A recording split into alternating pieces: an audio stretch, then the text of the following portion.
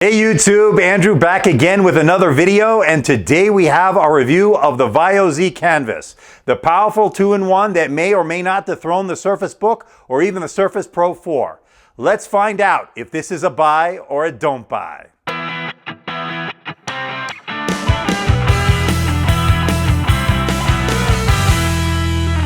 What I like about the Vaio Z Canvas is that it has a beautiful 12.3-inch IPS display at 2560 by 1704 resolution. It has a 3:2 aspect ratio, has 96% Adobe RGB in terms of color, 3:2 aspect ratio, 250 nits, but definitely seem brighter to me. One of the highlights of this product is its beautiful display. The other thing I like about this product is the premium build and finish. With its solid aluminum construction, its innovative kickstand, this device really has innovative qualities about it. As far as ports are concerned, you have a microphone headphone jack, you have a USB 3.0, you have another USB 3.0, you have a full SD card, which by the way sits flush with the device, mini display port. It has a full HDMI out, it has Ethernet, also a nice touch, and it has the power supply over there. Going along through the bottom of the device, you have one speaker slot here, and you have one speaker slot there. Moving to the side of the device, as you can see, there's a slot to put the pen. This is also a magnetic slot, so just like the Surface Book and the Surface Pro 4, you can actually slot the pen in there. But since it's not that strong of a magnet, there's also a pen holder that you can slot in as well, where the pen can go. We'll get to more of that later. A volume rocker up and down, and the power button. Moving along the top, you have a vent for the heat dissipation, and then you have one button here, and you have one button there.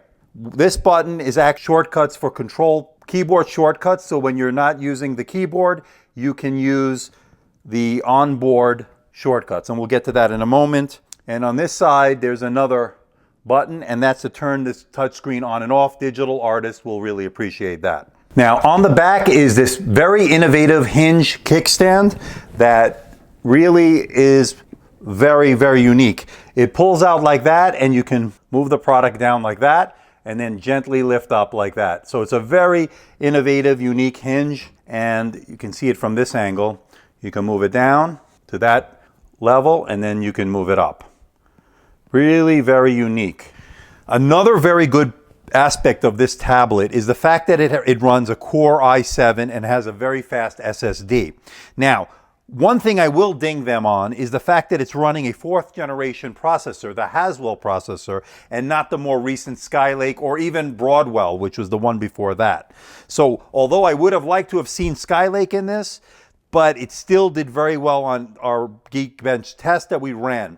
As you can see from the scores on the screen, it's a 2985 as far as a single core score, and the multi-core score did a 10,935. All very good Geekbench results. So as far as performance is concerned, this tablet is really a powerhouse. And what that really equates to is that it's about twice as fast as the Surface Book and twice as fast as the Surface Pro 4, which really says a lot. So very good performance coming out of the Haswell i7, even though it's not running Skylake. Now, speaking of the pen, it uses the N-Trig technology found, the Surface Pen that you use from the Surface Book and the Surface Pro 4. Unlike that pen though, it doesn't have an eraser. But you can use, by the way, the Surface Pen on this device. The other thing it has is 2 buttons here. One is the right click, and the other one is to trigger the eraser. It's got a nice soft nib there. It's got a nice feel to it. When you're writing, it's like pen to paper, and we'll do a demonstration. And it has 1,024 levels of pressure sensitivity. So for digital artists that are interested, hover is 0.7 from the screen, which is less than the Wacom technology where you find it about an inch from the screen. So interesting for digital artists for the 0.7 in terms of hover. Now the pen is definitely one of the best features of this device, and as you can see I'm using OneNote, and don't mind my terrible handwriting. and it's very good, although, there we go. It has good pressure sensitivity. It has 1,024 levels of pressure sensitivity. 0.7 millimeters, I think, is the hover. Not as good as, say, the Wacom, which I believe is about an inch. So you can, as far as navigation is concerned, this would be not as good. But as far as pen is concerned, it's pretty responsive. The pressure sensitivity seems spot on. Now, to further demonstrate the pen, I'm going to demonstrate it using Autodesk Sketchbook application. And here you can see we're going to just draw something. I'm not a great artist here, but it does work very well. And it does feel like you're writing on pen to paper. So for those who are interested, digital artists, those who are interested, it is something to consider. Obviously, it's as good, I think, as a Surface pen, but I don't know if it's as good as the Wacom Cintiq, which a lot of professional digital artists use and creative professionals, but I have to say this pen does work very well. Now, as far as the keyboard is concerned, it does come with a very thin keyboard. It does have minimal travel, maybe 1 millimeter as far as travel is concerned. The keys are nicely spaced out. It does have good feel to it. Unfortunately, the keyboard is not backlit. And I would have liked to have seen a backlit keyboard on this. And the other thing that you also want to mention is the fact that it charges via this pogo, these two pogo pins. Actually, when you connect it magnetically to the tablet, it actually will charge directly from the device. Now, when you don't want to do that, it also has, as you can see here, a micro USB port for charging when you don't want to charge it while it's magnetically connected to the tablet. It has a small trackpad, and that's one little negative I don't like about this. It's a little overly sensitive, and it doesn't really have the feel that I was really looking for. So one little negative on this keyboard is definitely the trackpad. Now, another good feature of this keyboard is the fact that you don't have to use it attached to the tablet. In fact, it'll be great for digital artists, for creative professionals who want to use it separately and still be able to control the mouse, the cursor, without actually having to have a keyboard in front of them. Another good touch. But it also can be placed next to it, and you can use it just like any other two-in-one device. It's not using Bluetooth, it's using RF frequency technology, so it connects pretty much instantly. Now, when you're all finished and ready to go and pack up, the keyboard connects to the tablet as such. It connects on here magnetically, and you have a nice package to go. And while it is connected, it is charging. So there it has a charging indicator light right there. Now, another positive feature of this device, it has very good speakers. The speakers are located on the bottom of the device. Although they're facing down, they do have a rich, good full sound, and the volume gets pretty loud. So to demonstrate this, I'm going to play for you my last video, my review of the Dell XPS, or rather the unboxing of the Dell XPS 15 4K display, which, by the way, a full review is coming very soon. So take a listen to this as far as sound is concerned, and please note the volume is turned up to 100%.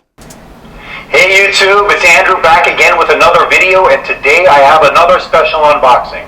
I have in my hands the Dell XPS 15, the follow-up to this baby, the Dell XPS 13, which I've been using since 2015 and been loving it ever since. Let's find out what's in this box to see if this is another winner. So as you can see, the sound is very good. It's a rich, full sound, and I have to give them kudos. Nice job, Vaio, on the speakers. Now, another thing I like about this device is the fact that it has a good price. Now, some may say, well, isn't $2,100, which is what it starts at, isn't that a lot to pay for a tablet? And the answer is yes, but I didn't pay $2,100 for this. In fact, Microsoft had a fire sale a couple of weeks ago. I only paid $997. That's right, ladies and gentlemen, less than $1,000. This was a steal. Even at $2,100, I have to say this is definitely worth your consideration, especially if you're a digital artist, a creative professional that works with a pen and will need to have that digital pen technology. This is definitely something to keep in mind. Keep in mind that there are other alternatives such as the Surface Book, the Surface Pro line, and of course the Wacom Cintiq, which is used by many digital professionals. So keep that in mind. But at $997 starting, you cannot beat this. That is a steal. Now, here's what I don't like about the Vaio Z Canvas. There are a few things that really were bugging me. Now, the first thing I don't like is the fact it's on a heavy side. It's still heavier than a Surface Pro and a Surface 3 for sure, and it does get a little heavy. Now, I understand it's packing more power. It's got the Core i7, and it needs to have the weight for the innards, and it has to carry a big battery. But the fact of the matter is, it's still a little heavy for my taste. Now, another problem with this device is that the keyboard, although it has a very slim profile, it doesn't have a backlight. And to me, that's a negative. As you know from my other videos, I'm a big fan of keyboards that have backlights on it. I like to work in dark environments. Sometimes you are on a plane, it is dark in there, and you want to be able to see the keys, or you're laying in bed at night, you don't want to keep the light on, your significant other wants to sleep, you want to be able to see the keys. This doesn't have a backlight, and it's again a negative on this device. The other thing I don't like is the fact that it has a small trackpad, and it's a very overly sensitive trackpad at that. So I wish they would have put a better trackpad like the one they put on the HP put on the Spectre X2, which we just recently reviewed and liked, and the trackpad on that was a lot better. So although the keyboard doesn't really take away too much from the device, but the fact of the matter is I wish it was backlit and had a better trackpad. Now, another negative of this device is the fact that the pen, although it's very good, it has excellent pressure sensitivity and works very well, and it uses the N-Trig technology, it doesn't have an eraser head like you do have on the Surface Pen, which would activate OneNote when you press it or activate Cortana. Here you don't have that function, and I think they missed out on that. Now, another problem with this device is the fact that although it has this beautiful, unique hinge that is pretty innovative, and as you can see when you're using it on a table, it really works well. You get a very good infinite angle, almost to the point where you can just put it pretty much anywhere you want to put it. But when you want to use it on your lap, it really makes for a very awkward situation, especially since the keyboard doesn't really physically attach to the device. So I think as far as a lappable, if you want to use such a term as I guess Microsoft likes to use, as far as lappability, this really doesn't do the job. And I guess it's really not meant for that, but when you are, you have a tablet here, you want to be able to use it in your lap, and really it doesn't do the job. The hinge just doesn't allow for a comfortable experience on your lap, as well to use for extended period of time when you're holding it in tablet mode. So just another negative, not deal breaker negative, but something to keep in mind. Now, another negative of this device is the fact that it has very mediocre battery life. Even though it's running a Core i7, I didn't expect it to be an all-day device. I had realistic expectations. Unfortunately, it conked out at between 5 and 6 hours, and to me, that's way too little as far as a tablet is concerned, at least a modern tablet. Now, they're using the Haswell Core i7. Why they didn't go with the Broadwell or even the current Skylake processor, that's a good question. I think they should have at least refreshed it at this point and put in a more power efficient processor. But as far as performance is concerned, I'm not disappointed. I'm just disappointed in the fact that you can only get 5 to 6 hours of battery life on this, when really you should be getting anywhere from 7 to 8 at a minimum on a modern tablet. So overall, do I think the Vaio Z Canvas is a buy or a don't buy?